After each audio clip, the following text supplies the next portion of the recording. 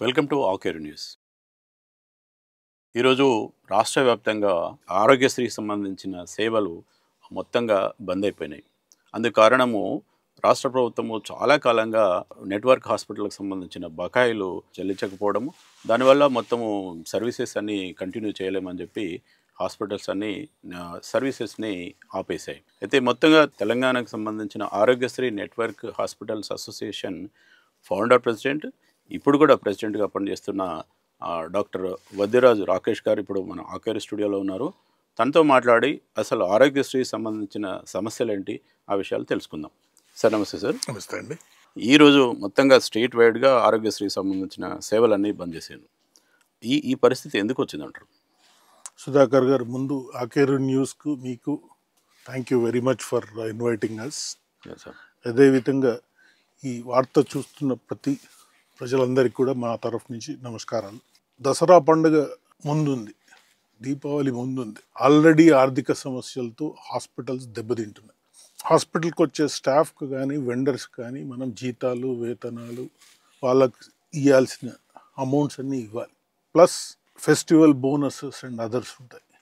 ఇట్లాంటి పరిస్థితుల్లో గత 9 నెలలుగా, అంటే జనవరిలో ఒకసారి స్ట్రైక్ చేశాము, మార్చిలో మళ్ళీ వెళ్ళాము, ఏప్రిల్లో వెళ్ళాము, జూన్లో వెళ్ళాము, జూలైలో వెళ్ళాము, ఆగస్టులో వెళ్ళాము. ఇన్ని దఫాలుగా మా తరఫు నుంచి ప్రజలకు ఇబ్బంది కలగద్దు, ఆరోగ్యశ్రీ అనేది ప్రజలలో రెండవ ముఖ్య బేసిక్ నెసెసిటీ. ఈ ఆరోగ్యశ్రీ స్కీమ్లో జరగాల్సిన మార్పు చేర్పులు జరగకుండా ఈ స్కీమ్ అనేది నడుస్తూ వస్తుంది 2007 నుంచి. 2009లో ఆనాటి ఉమ్మడి ఆంధ్రప్రదేశ్లో ఉన్న హెల్త్ మినిస్టర్ గారు ఒక్కసారి రేట్స్ రివైజ్ చేశారు. అంటే 2009 నుంచి 2025లో అదే రేట్లతో సర్వీస్ ఇస్తున్న ఏకైక స్కీమ్, మళ్ళీ చెప్తున్నాను, ఏకైక స్కీమ్ ఈజ్ ఆరోగ్యశ్రీ. 2007 నుంచి 25 వరకు. అంటే ఒక సింపుల్ ఎగ్జాంపుల్ చెప్పాలి అంటే, హాస్పిటల్లో మా దగ్గర బయోమెడికల్ వేస్ట్ డిస్పోజల్ ప్రతి బెడ్కు 3 రూపాయలు ఛార్జ్ చేస్తున్నాడు మొదలైన స్కీమ్. అంటే ఒక ఏజెన్సీ ఉంటుంది కదా, ఇవాళ 10 రూపాయలు పర్ బెడ్ తీసుకునే పరిస్థితి వచ్చింది. కానీ ప్యాకేజ్ రేట్ మాత్రం పెరగలేదు. ఇది ఉంది. ఇట్లాంటి పరిస్థితుల్లో మేము ఆరోగ్యశ్రీ సర్వీస్ ఇస్తున్నాం. ఇది ప్రజలందరికీ తెలుసు ఏ విధంగా వాళ్ళకు సర్వీస్ దొరికిందని. ముఖ్యంగా మన తెలంగాణలో ఇవాళ తీసుకుంటే 33 జిల్లాలలో నుంచి దగ్గర దగ్గర 30 జిల్లాలు, అంటే హైదరాబాద్ దగ్గరున్న హాస్పిటల్స్ కాకుండా మిగిలిన అన్ని డిస్ట్రిక్ట్, వరంగల్ అయితేనే, కరీంనగర్ అయితేనే, ఆదిలాబాద్ అయితేనే, నిజామాబాద్ అయితేనే, నల్గొండ అయితేనే, ఖమ్మం అయితేనే, భద్రాచలం అయితేనే, అంటే అక్కడి వరకు నేను చెప్తున్నాను ఈ హాస్పిటల్ విస్తరించింది.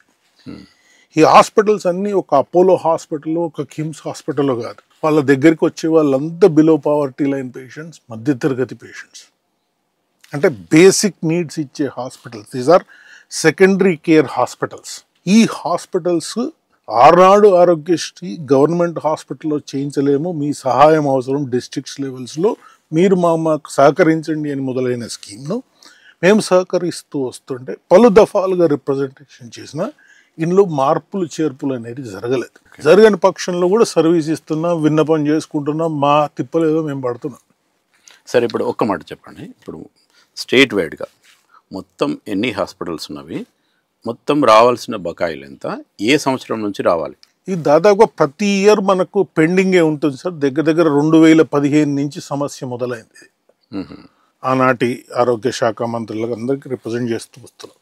ప్రతి ఇయర్ బకాయిల రేట్లు పెరుగుతూ వస్తున్నాయి. అంటే మొదట్లో వచ్చినప్పుడు 50 కోట్ల బకాయిలు ఉండే, 100 కోట్లకు పెరిగింది, 150 కోట్లకు పెరిగింది, 200లకు పెరిగింది. అట్లా పలు దఫాలుగా పెరుగుతూ పోతుంది. ఎక్కడైతే మా స్ట్రెచబిలిటీ దాటిన పరిస్థితి వస్తుందో అక్కడ మేము రిప్రజెంట్ చేయడం కానీ సీరియస్గా స్ట్రైక్ వెళ్ళడం అనేది 2017 నుంచి జరుగుతూ వస్తుంది. పలు దఫాలుగా చేశాం. కొంత అమౌంట్ ఇస్తారు, మళ్ళీ అగైన్ స్ట్రైక్. పెద్దవాళ్ళు అడిగినప్పుడు మేము కూడా కాదనే పరిస్థితులు ఉండదు. మేము బేసిక్ ప్రొఫెషన్ ఇస్ డాక్టర్స్. ఇవాళ దగ్గర దగ్గర 340 నెట్వర్క్ హాస్పిటల్స్ ఇన్ దిస్ మా తన్హా అన్న అసోసియేషన్లో ఉన్నాయి. ఇవన్నీ majority of them are in these district places. Mancherial, Adilabad, Nirmal, Korutla, Metpalli, అట్లా చెప్పుకుంటూ రావచ్చు నేను ఈచ్ ఆఫ్ ద హాస్పిటల్ పేర్లు. ఫౌండర్ ప్రెసిడెంట్గా, యాజ్ అ ప్రెసిడెంట్ ప్రెసిడెంట్గా I have absolute idea about all of the hospitals. ఇవాళ అన్ని 100% హాస్పిటల్స్ ఇందులో పార్టిసిపేట్ చేస్తున్నాయి. ఎందుకంటే ప్రతి ఒక్కడికి ఇదే ఆరోగ్య సమస్య మాకు. అండ్ మేజర్ డిమాండ్స్లో ఈ పోర్ ప్రాబ్లమ్ సాల్వ్ కావాలి అన్నది ఒకటి. రెండోది బకాయిలు. 2. One is financial, one is non financial. Financial పార్ట్కి వస్తే ఈ బకాయిలు పెరుగుకుంటూ ఇవాళ పరిస్థితి ఏంటి అంటే దగ్గర మా అంచనాల పరంగా 1400 నుంచి 1500 కోట్ల బకాయిలు ఉన్నాయి. 1500 కోట్ల రూపాయలు. ఇందులో ఏంటి సార్ అంటే ఈ హాస్పిటల్స్ అన్నీ కూడా రెగ్యులర్ మనీ టర్న్ ఓవర్తో నడిచే హాస్పిటల్స్. ఎప్పుడైతే తీవ్ర స్థాయికి చేరుతుందో అంటే ఈసారి ప్రస్తుతం వచ్చిన క్రైసిస్ దగ్గర 9 నెలల క్రైసిస్. జనవరి నుంచి రిప్రజెంట్ చేస్తూ వస్తున్నాం. జనవరిలో చెప్పినప్పుడు దగ్గర 900 నుంచి 1000 కోట్ల బకాయిలు ఉన్నాయన్న. ఇస్తాము అని జనవరిలో కొంత మనీ, ఫిబ్రవరిలో కొంత మనీ, అక్కడి నుంచి రెగ్యులర్గా చేస్తాము, పాత బకాయిలు తీరుస్తామని చెప్పారు, అష్యూరెన్స్ ఇచ్చారు. మిగిలిన నాన్ ఫైనాన్షియల్ పార్ట్ క్వశ్చన్స్ కూడా అడిగాం, అన్ని తీరుస్తామని చెప్పారు. మార్చ్లో వెళ్ళి మళ్ళీ ఎవరితో మీటింగ్ అయింది, ఎవరు హామీ ఇచ్చారు? ఫస్ట్ మాకు ఎప్పుడు as a elder brother is our CEO of the trust. ఒక fatherly figure is our health minister. ఒక గ్రాండ్ ఫాదర్ ఆర్ ఇంటి పెద్దగా చీఫ్ మినిస్టర్. ఫాదర్ రోల్లో ఉన్న హెల్త్ మినిస్టర్ ఇంటరాక్షన్ అవుతుంది, సాల్వ్ అవుతుంది అన్న ఆలోచనే ఉండేది. సార్ కూడా తను చేసే ప్రయత్నాలు సార్ కూడా చేస్తున్నారు, చేయటం లేదు అని కూడా నేను అన్నాను. ఎందుకంటే because I seen all these people since then 2014-15 నుంచి చూస్తూ వస్తున్నా కాబట్టి సార్ ఎఫర్ట్ పెడుతున్నారు. సార్ అంత ప్రయత్నాలు చేస్తుంటే ఎందుకు అవ్వటం లేదు. నేను అనేది the core of the problem అది. ఒక బోర్డు అన్నది ఉంది ఆరోగ్యశ్రీ. బోర్డులో ఎవరు ఉన్నారు సార్ అంటే chief minister, finance minister, health minister, CEO, health secretary, finance secretary, chief secretary, వైద్య విధాన పరిషత్ చైర్మన్, ఇంకా ఎవరో ఇత్యాది. ఇందులో ఎక్కడ కూడా నెట్వర్క్ హాస్పిటల్ రిప్రజెంటేషన్ లేదు. సో వీళ్ళే ఉన్నారు. వీళ్ళందరికీ కరెక్ట్ ఇన్ఫర్మేషన్ రీచ్ అవుతుందా లేదా బోర్డుకు ఈజ్ అ బిగ్ సమస్య ఫర్ అస్.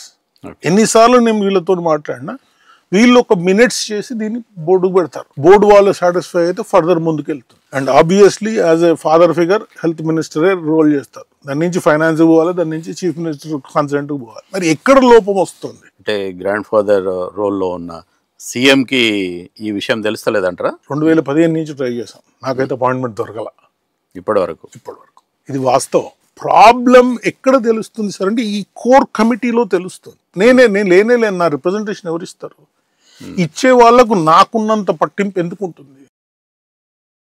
ఇప్పటి వరకు కాంగ్రెస్ ప్రభుత్వం రేవంత్ రెడ్డి ముఖ్యమంత్రి అయిన తర్వాత అంటే ఆరోగ్యశ్రీకి సంబంధించిన బకాయిలు ఏమైనా విడుదల చేసిందా సార్? ఇప్పటివరకు చేస్తూ వస్తున్నారు సార్. మనకు యావరేజ్గా every month it will require about 150 to 200 crores.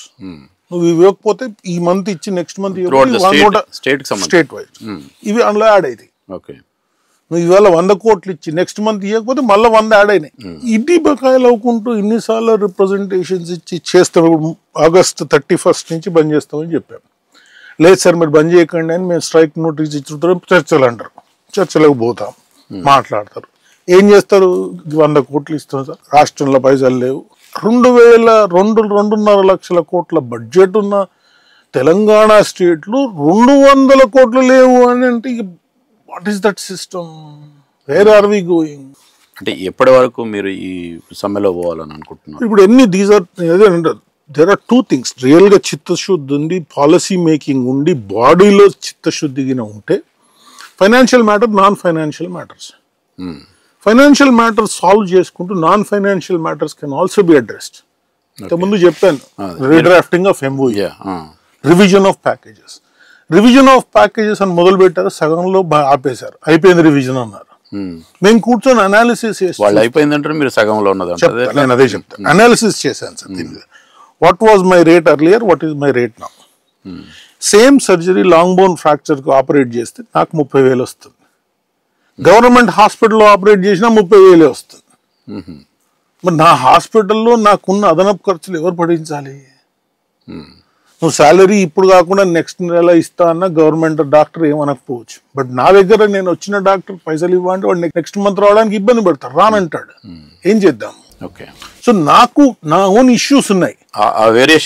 ఈ గ్రౌండ్ రియాలిటీస్ పైకి తీసుకెళ్ళాలి అంటే what is that forum? As long as I'm not part of this public private entrepreneurship, PPP ప్రోగ్రాంలో my voice will never be heard. As long as my voice is not heard, no one will take care of it. అంటే health అనేది emergency services కదా, so ప్రజలకు సంబంధించిన ఆరోగ్యం సంబంధించి చాలా ఇబ్బందికరమైన పరిస్థితి ఉండే అవకాశం ఉంది. ఇట్లా ఒక్కసారిగా అంటే గవర్నమెంట్ మీద ఎంత ప్రెజరైజ్ చేస్తారో ఎట్లా చేస్తారో అనేది వేరే విషయం, కానీ సర్వీసెస్ బంద్ చేస్తే చాలా పేషెంట్లకు ఇబ్బంది అయ్యే అవకాశం ఉంటుంది కదా. We totally concede to that point. I totally 100% agree with your point of contention, sir. Fundamentally Aarogyasri మొదలైనప్పుడు పేదవాడికి కార్పొరేట్ వైద్యం అన్నట్టు స్కీమ్ మొదలైంది. ఇవాళ పరిస్థితి ఎట్లా ఉంది అంటే అనారోగ్యంతో పాలైన ఆరోగ్యశ్రీ హాస్పిటల్ అన్న పరిస్థితికి వచ్చాం. అనారోగ్యంతో పాలైన ఆరోగ్యశ్రీ హాస్పిటల్లో ఏ మనసున్న వ్యక్తి కూడా మాకు స్పందన మమ్మల్ని తప్పుపడతారని అయితే మేము అనుకోం. వాళ్ళు మమ్మల్ని అండర్స్టాండ్ చేసుకుంటారు. ఇవాళటికి కూడా ఇప్పుడు డయాలిసిస్ మీద పేషెంట్స్ ఉంటారు, రైట్? వాళ్ళందరికీ every day or once in 2 days అవసరం వస్తుంది. All across the state I have instructed already booked dialysis patients you have to continue. Strike అంటున్నారు, మరి గవర్నమెంట్ నుంచి స్ట్రైక్ వద్దు అని చెప్పడం కానీ మీకు పేమెంట్ సంబంధించిన డిస్కస్ చేద్దామని కానీ ఏమైనా? ఇప్పుడు మేము సండే రోజు we had a meeting of all hospitals across Telangana state, sir. So అందులో తీసుకున్న డెసిషన్ ఇస్ ఈ ప్రతిసారి ఈ చెప్పే వాగ్దానాలు, ఈ చెప్పే కార్యాచరణ, ఈ చెప్పే system we are not interested in. It has to happen on a serious note for a permanent solution. Permanent solution has to come.